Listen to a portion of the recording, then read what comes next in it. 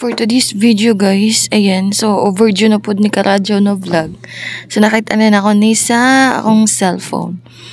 So ang game mo na to is mag-game mo tag Graham bar and mango float. So dila guys, nagpa-overnight chill ako ng cream densada tapos gi-mix with the electric mixer. And gibutangan ako og kanang mango para mango flavored kunuhay siya. So, mix na po na itong balik. And then, nag-set na kita dala ng Graham crackers. So, kanin siya guys, pang mango Graham bar, I mean. So, Graham bars kita diha.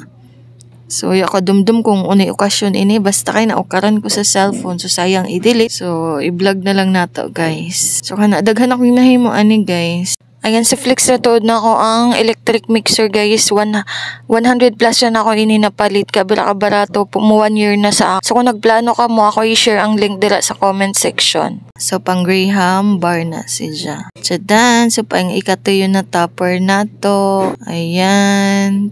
So mana siya. And kanapod. And ba na iyang finished product. So, mango float.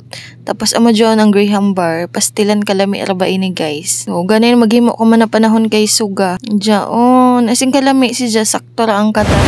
Bye!